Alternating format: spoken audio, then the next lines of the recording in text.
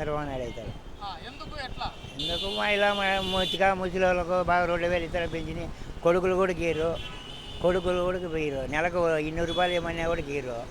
ఆయన ఇస్తాడు, ఆయన దేవుని మాదిరి ఇస్తాడు. ఎట్లాగ చల్లబడతారో ఏమో ఇస్తాడు. మనకు ఆయన ఇచ్చినాడే గొప్పోడు. ఆయన ఇస్తాడు కాబట్టి ఆయన అవుతాడు. ఆయన ఏదైతే జగన్ అయితే అవ్వచ్చని మేము అనుకుంటున్నాము. బట్ ఎవరు వచ్చినా కూడా మా జీవితాలు మారుతాయనే నమ్మకం మాకైతే లేదు. జగన్ వచ్చారని ఇప్పుడు ప్రజల్లో ఉన్న వీడు చేసిన దానికే కదండి చేస్తున్నది. చంద్రబాబు గారు బాగా చేసిన కనుక వాళ్ళ గురించి ఎందుకు చెప్పండి.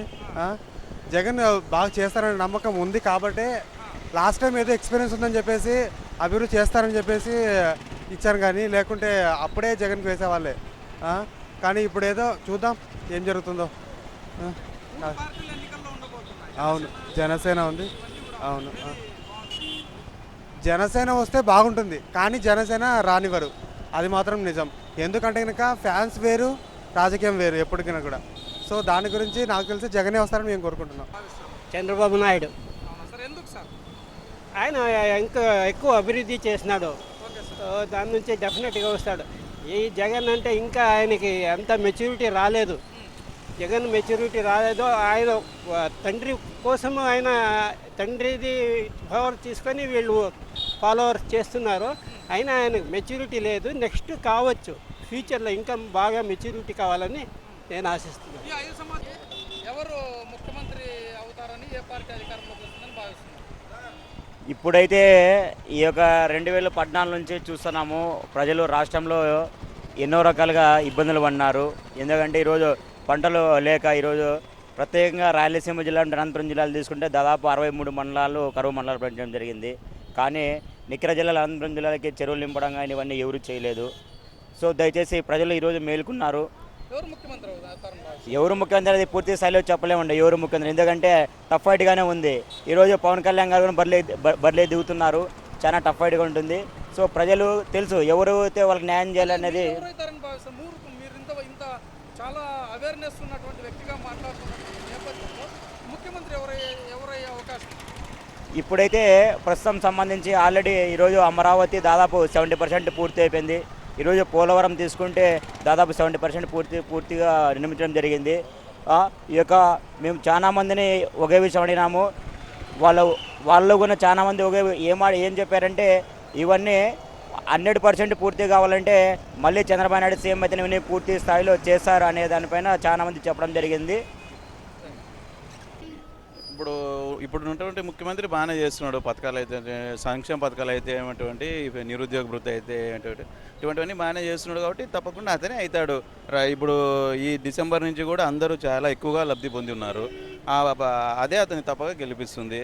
ఇంకా ముందు చేసినటువంటి కార్యక్రమాలు కూడా మంచిగానే ఉన్నాయి. సో తప్పకుండా అతనే అవుతాడు ముఖ్యమంత్రి. ఇందులో ఏమాత్రం అనుమానం లేదు. ఒక సీనియరు, వయసు రీత్యా పెద్దవాడు, రాష్ట్రానికి ఏది మేలో ఏది మంచో అతనికే తెలుసు. సో చేస్తాడు. అతని సమక్షంలోనే జరుగుతున్న అభివృద్ధిని చూస్తున్నాము. అతనైతే తప్పక అన్నీ పూర్తి చేసి తప్పక కార్యనిర్వహణ పూర్తి చేస్తాడని మేము భావిస్తూ అతనే ముఖ్యమంత్రి అయితే చెప్పదలుచుకున్నాము. అంతే. మంచి నాయకుడు కావాలని నా నమ్మకం. పవన్ కళ్యాణ్ వస్తే మేలు అనుకుంటా ముఖ్యమంత్రిగా. నా ఓటు ఎత్తి నేను పవన్ కళ్యాణ్కి వేస్తా. ఆయన పైన ఇళ్ళ పైన అందరి పైన అవినీతి ఉంది. ఆయన పైన సీనియారిటీ ఆస్తులు కొడుకు పైన ఇలా అలిగేషన్లు చాలా ఉన్నాయి. ఈ అంతకుముందు నేను టీడీపీకి ఓటేసిన. ఇప్పుడు జగన్ అంటే ఈ సార్కి ఆయన పైన చాలా ఇప్పుడు కేసులు ఉన్నాయి. ఆయన ముఖ్యమంత్రి కావడానికి బీజేపీతో పొత్తైనాడు. కేసులు కొట్టేపించుకునే దానికి అవి ఆయన పైన అవినీతి అనేది ఉంది. ఏదైనా నింద రాలంటే అనవసరంగా రాదు నింద. ఏ కల్మషం లేని వ్యక్తి ఇతను ఒకడే కనపడుతున్నాడు, ఈ పవన్ కళ్యాణ్. అది ఆయన వస్తే మేలని నా మనస్ఫూర్తిగా నేను కోరుకుంటున్నా.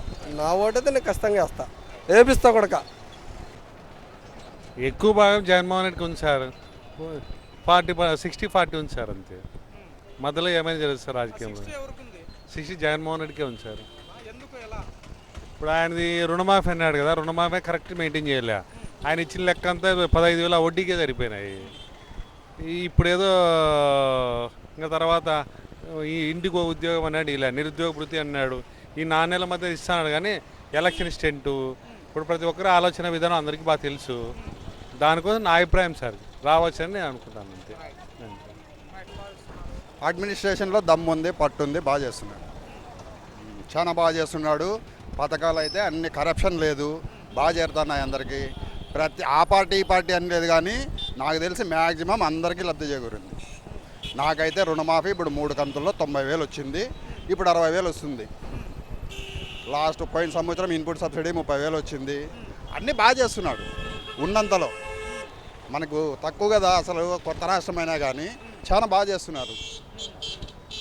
నాకు ఇంతకంటే బాగా చేస్తారని ఇంకా ఎవరు అనిపించలే. చంద్రబాబు సీఎం అయితే. ఖచ్చితంగా అవుతాడు. అది ప్రజల నాటిని బట్టి తెలుస్తుందనా, మనం ఎట్లా చెప్పకైతే. నీ అభిప్రాయం? నా అభిప్రాయం అయితే చంద్రబాబు నాయుడు వస్తేనే మేలు అనిపిస్తుంది అవునా? అంతే. ఎట్లా, ఎందుకు? కొద్దిగా ఎంతో ఎంతో డెవలప్మెంట్ జరుగుతుంది. మా ఆటోలు కొంచెం ట్యాక్స్ ఫ్రీ చేసినాడు, ఈ విధంగా కొద్దిగా మేలు అనిపిస్తుంది. సీఎం అయితే చంద్రబాబు. అయితేనే మేలు అనుకుంటున్నా. సంక్షేమ పథకాలు ఎట్లా అమలు చేసినాడు ఈ 5 ఏళ్లలో? ప్రస్తుతానికైతే పర్వాలేదు, ఇంకా కొన్ని జరగాల్సినవి ఉన్నాయి. ఇక ఆయన జరిగితే ఆయన వస్తేనే మళ్ళీ జరుగుతాయి, లేకున్నట్లు ఇప్పుడు మళ్ళీ ప్రతిపక్షం. Please subscribe to New Waves.